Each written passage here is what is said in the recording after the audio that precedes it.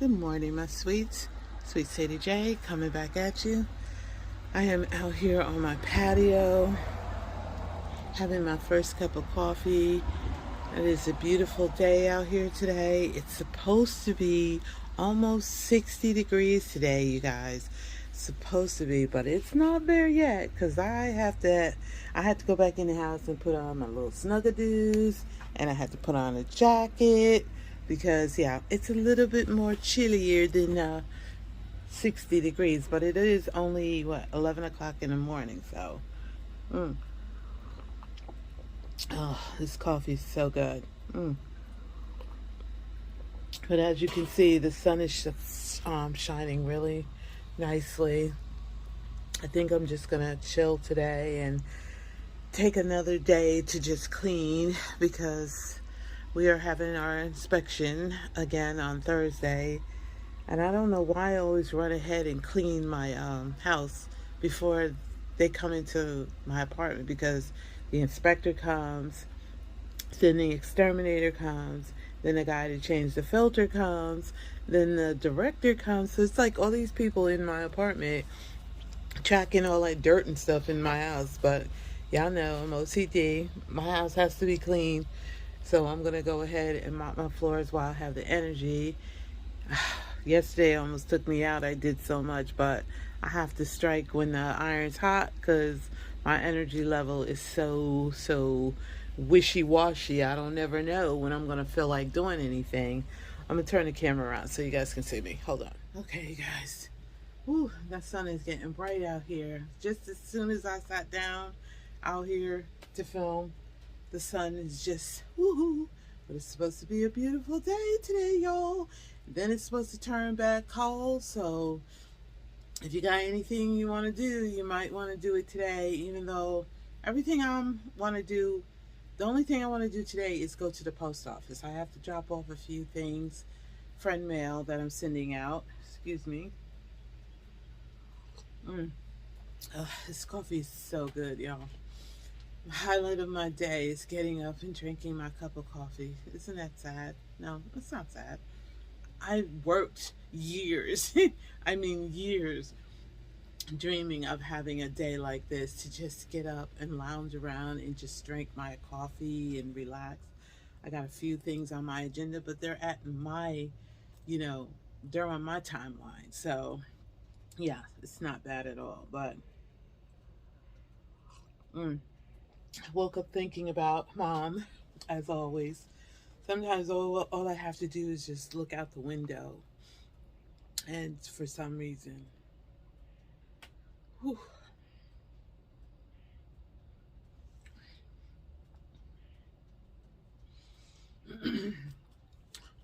but it is really beautiful out. Almost all the snow is completely gone. I see a little bit of speckle right here in front of me, and in a couple of hours, I'm telling you, I won't need this jacket at all. So it's not very often I get to sit out here on my patio and just relax where the bugs aren't bothering me. So I'm trying to enjoy it while I can. Because I have it so pretty. It's so cute out here. But unfortunately, if it's too hot, you can't enjoy it. If it's too cold, you can't enjoy it. If it's just right, sometimes the bugs will drive you crazy, even with all your spray and your incense and stuff like that. But right now, it's just perfect. Almost perfect. It's a little nippy out. A little nippy. But I hope everyone's having a wonderful day. I just wanted to come on and do a little chit chat with you guys. I haven't done a chit chat in a while. It's just, I don't know.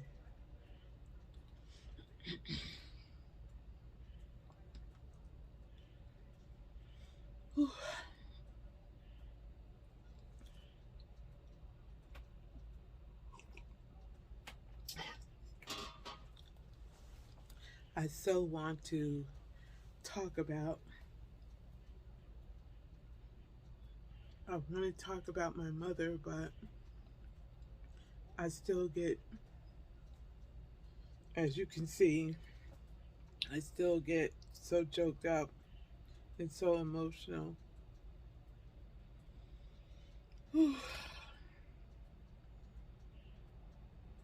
um, but other than that, life is good. I have no complaints, you know. I just stay in prayer every day, you know, for God to, you know, make a way for my loved ones, for myself, and, you know, give us peace. The world is, when I look at the news, sometimes I just get so, I don't get depressed. I just think about what the Bible says, you know, and if we're covered, if we trust God and we obey His commandments, you know, we're covered. We're covered. Even if we died, we're still covered, you know, so that brings me a lot of peace, or I would be distraught looking at the voter rights being stripped away and all the injustice and just so much stuff, not to mention that C word. Sorry, that was the UPS truck going by. But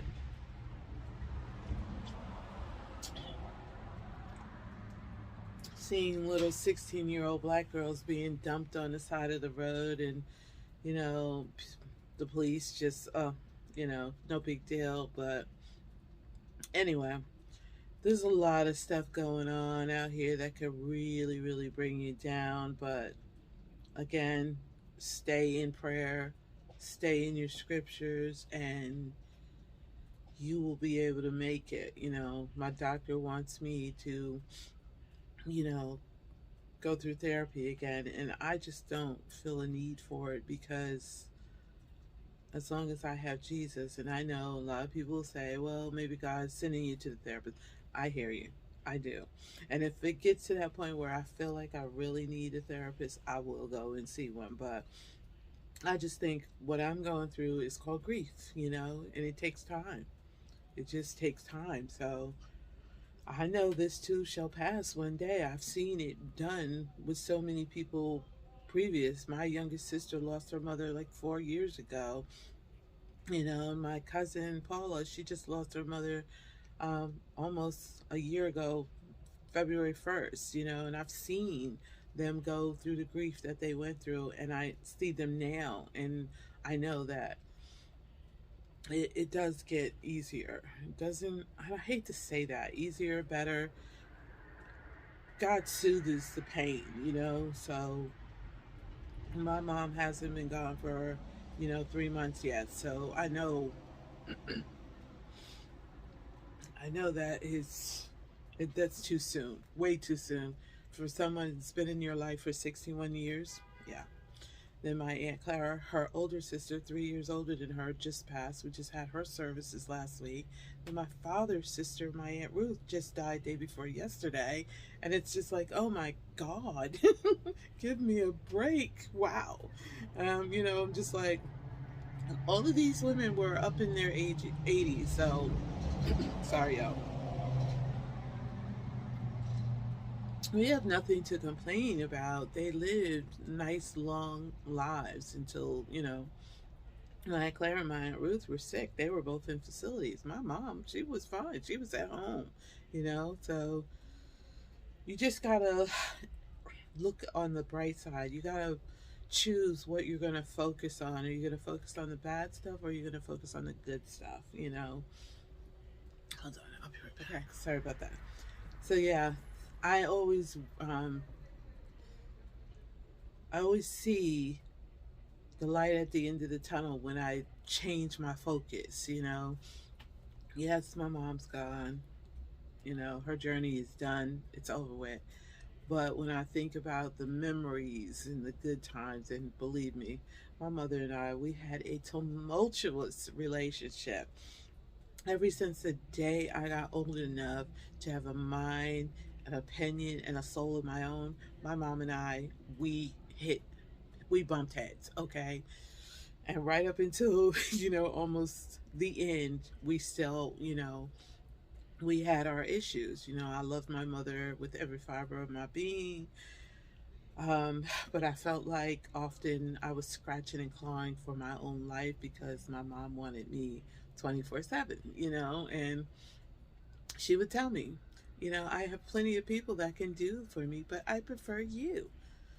And I was like, that's a compliment, but it's not a compliment when you're trying to kill me, and you're not letting me, have any time for myself. But in the end, I think we parted ways on a really good note because she knew I loved her, and I always told her, I hope you know how much you are loved, because sometimes I don't think she knew, but my mom wasn't perfect in any way, you guys. Neither am I, neither are you. None of us are. Like I said, we bumped heads, but that doesn't change the love you have for each other. It's called a relationship. It's like any other relationship. If you're married and you and your spouse fight all the time, or your significant other, or you and your children. I was just watching Thrifty Tiffany the other day yesterday talk about single mom and teenagers, and oh my God, I only had one. I only had one, and that boy liked to destroy me. I don't know how Tiffany does it with three. So I think it's probably a little bit better when you have more, because I only had the one, and he was spoiled rotten. And y'all know what the Bible says: spare the rod and spoil the child. And that's exactly what I did. And the consequences were fierce. I mean, fierce, okay? And still are to this day. My son and I don't even speak. So, yeah, but like I was saying, um, my mother and my relationship, my mother and all of our relationships, all my siblings, you know, we loved her beyond eternity and back, but sometimes that just wasn't enough for her. But we never stopped loving her. So this was a serious blow to all of us because, like I said, mommy wasn't sick. Well, she had a bad heart. She always had a bad heart. She had a defibrillator, and whatever was going on, her tachycardia, her defibrillator was not able to get her heartbeat back into regular rhythm. And so, yeah, it was just her time. Like I said before, my mother and I, we had this discussion so many times.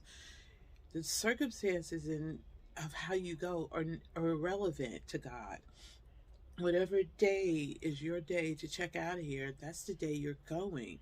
Now, I'm not going to sit up here and lie and say I'm not mad at how my mother went, because I was the one that found her, and the image of opening that front door and seeing my mom laying in that floor like that it haunts me every day. But when I surveyed the scenery over and over and over again, because I was there a good 30 minutes by myself with my mother before the paramedics, the police, and other family members got there. And when I looked at the scenery, it was so eerie how my mother got up out of her bed. It was around 3 a.m. in the morning, we're assuming, because none of us were there. According to the readout on her defibrillator at the office, mommy went into heart arrhythmia around 3 a.m. that morning. And the weirdest thing is why God had her get up out of that bed and walk into her kitchen, and on her way back out of her kitchen, back to her bedroom, she dropped dead. It was so strange because when I looked at her bedroom, my mother had flipped the covers so neatly and so pristine. Her emergency button was sitting right there, laying right there on her bed, and her cell phone was laying right there. My mom put her feet in her house slippers and got her cane, no robe, just her nightshirt, and she walked into that kitchen, and on her way back, because when she fell, she was facing on her way back and fell out and passed away. And unfortunately, because it was so early in the morning, there were so many different circumstances here. Um, because of the hour of the morning, you know, she still would have laid there for quite a while. But my brother was supposed to have um, a date with my mom. He typically will come down and take her out and spend a day with her every now and then. And he was supposed to have done that day, and he had canceled and didn't tell anyone that he had canceled. So every time I called over there, because I had made those banana muffins the night before, and I had been carrying them around in my car all day, several times I started to drive over to my mother's house to give her those muffins and check on her, but I kept saying, "Oh no, she's with Jay, my brother. She's with my brother today." But one thing did bother me was the fact that she wasn't answering her cell phone, because her cell phone goes with her everywhere. Now, my Aunt Sadie and my mom, they talk every day. I mean, every day. Not a day goes by that my mother and my Aunt Sadie did not talk to each other. My Aunt Sadie lives up in New York. And my Aunt Sadie called me the first time and said, "I can't reach your mother, blah, blah, blah." And I said, "Well, she's supposed to be out with Jay. I've, I've called her several times too. She hasn't answered her phone. But I got busy, I got distracted, it went off my mind." I had completely forgotten that we hadn't reached mom that day. And my Aunt Sadie called me around 7:15 that evening and said, "Sadie, I still can't reach your mother. I done called both phones several times. It's like the ocean just opened up and the waves, y'all see when they're surfing and those big waves rush up over you. It's like this huge wave just rushed over me, and I was like, oh my God, oh my God." I said, "Hang up, let me call my brother." Whew.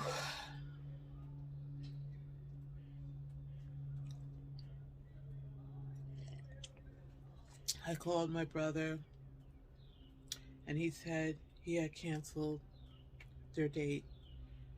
And I was like so mad at first.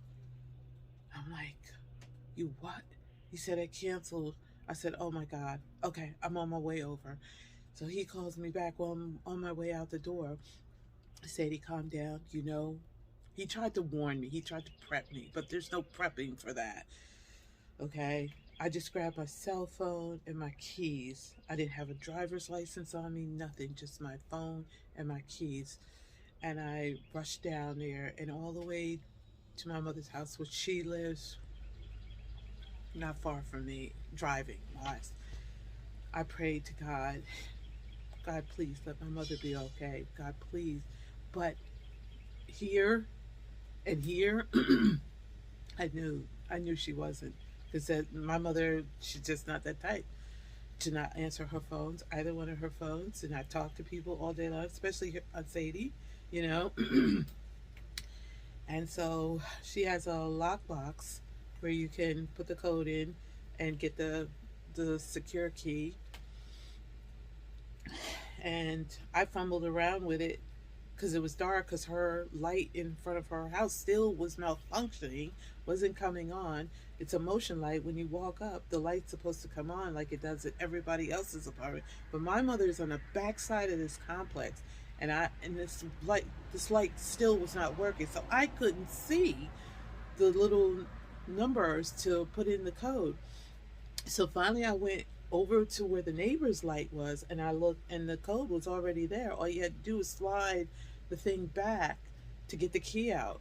So I got the key, and when I opened it, first, my mom had the light on in her bedroom, and I'm at her window going, "Mom, Mom," and it was just, oh God, I don't know if there's a such thing as the sound of death,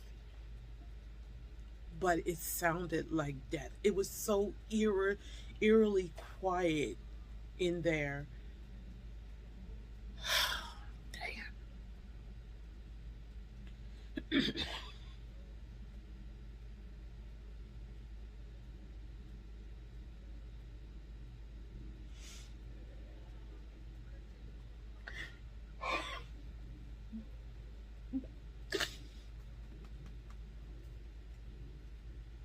y'all, when I turned that key in that door,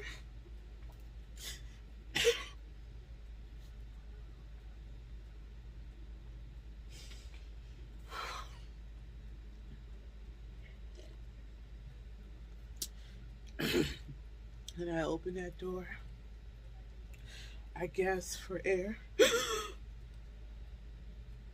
I could see, without even entering that apartment, that my mother was dead.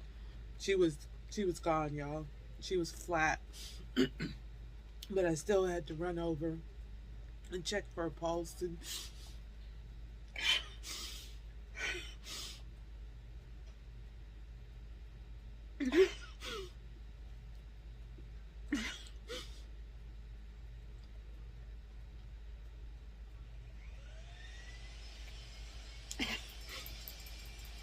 once once I realized that she was really gone, I let out the most gut wrenching scream of my life. And I screamed and screamed and screamed until I finally was able to compose myself enough to call the police. And that stupid 911 operator was irritating the hell out of me because she wanted me to stay on the line until the police got there after I had given her all the information that she needed. And I just yelled at her and said, "No, I have to call my siblings." And I just hung up on her ass and I started calling my siblings, my brother and my sisters. And my oldest sister wouldn't answer the phone, and my younger sister, I had to yell at her, "Mom's dead." And you know, and that's how my mom and I parted ways. You know, I never thought in a million years that I would survive something like this. And I'm not going to tell anybody any lie that it's not easy, but God shows you how strong you really are when you have to be. And even though I still miss her, because I think it's like, I don't know, I just feel like it's so many different parts to this puzzle, pieces to this puzzle. Because, okay, first of all, mom died suddenly. Then second, she fell. She laid there, I'm guesstimating 16 and a half hours, according to the readout on the defibrillator.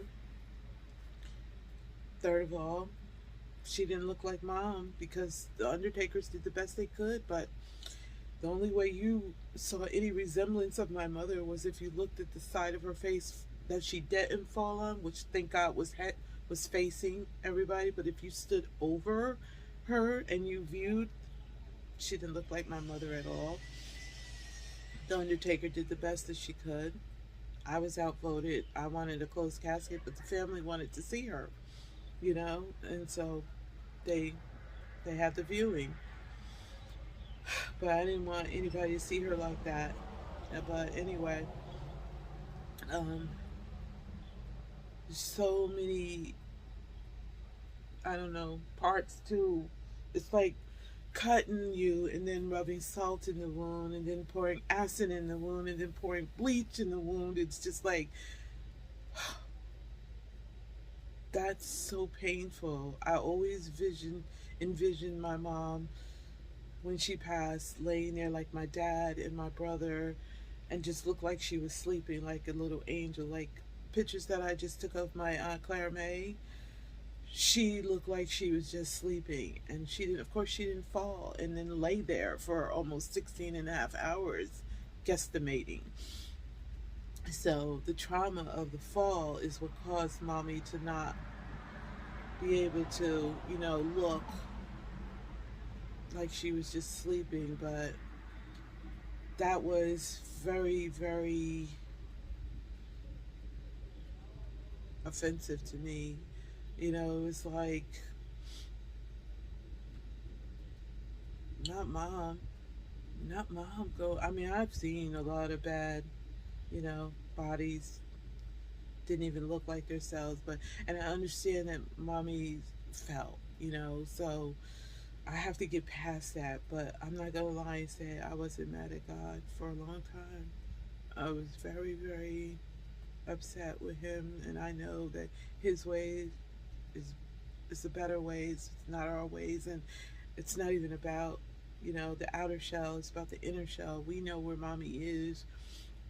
You know, we know where she is. So, but yeah, that was just like adding insult to injury. First dealing with her death, and then dealing with all these parts. But my mom was. I was very impressed. She left everything in order. She left strict instructions. I mean, we had mommy, if you knew anything about my mother, she was a diva, she was bougie, and she was the center of attention at all times. And she went out with a bang, just like she lived, literally. But no, don't mean that as a joke, but she had two funerals. We had a full service here in Henderson, and then we drove her home. Well, the undertaker drove her home, and we went to New York. And when my dad passed, my mom bought double plots with the headstone and everything on it. All we had to do was put on her sunset date. So we were able to take her home and have a full service there. So my son could come up from the city, and all the people in New York and stuff could come to her funeral there. So she had two funerals. So, but unfortunately,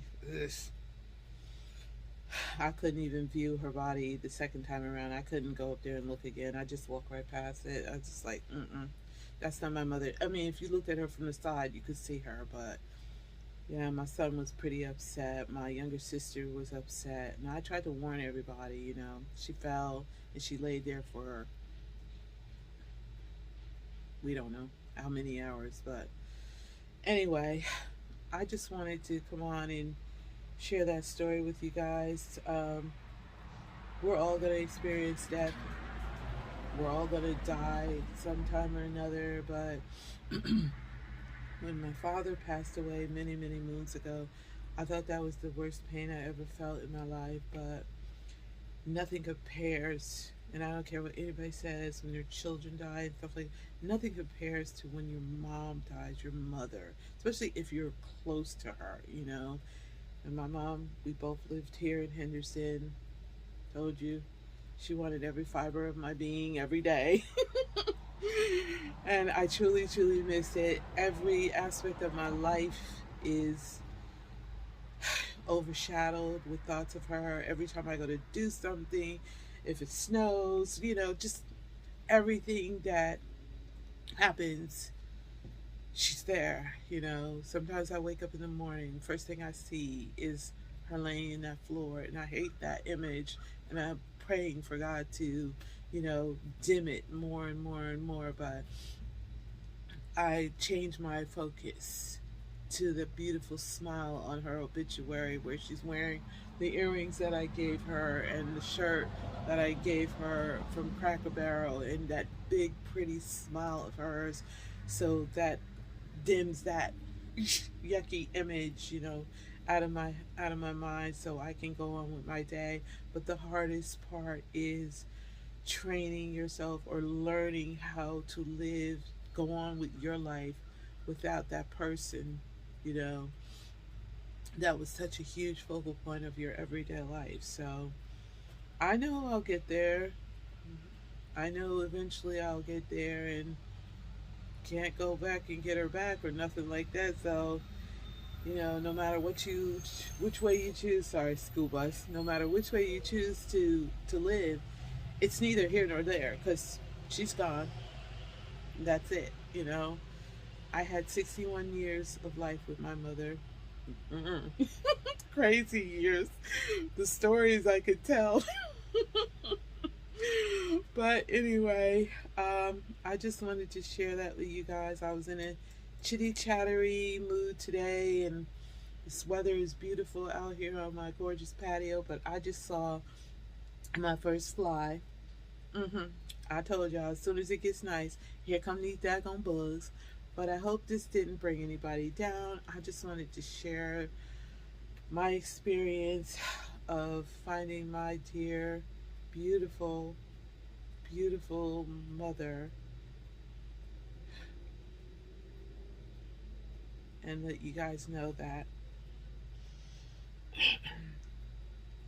I'm crushed beyond crushed. I'm bruised beyond bruised. But I will be okay. So will my siblings.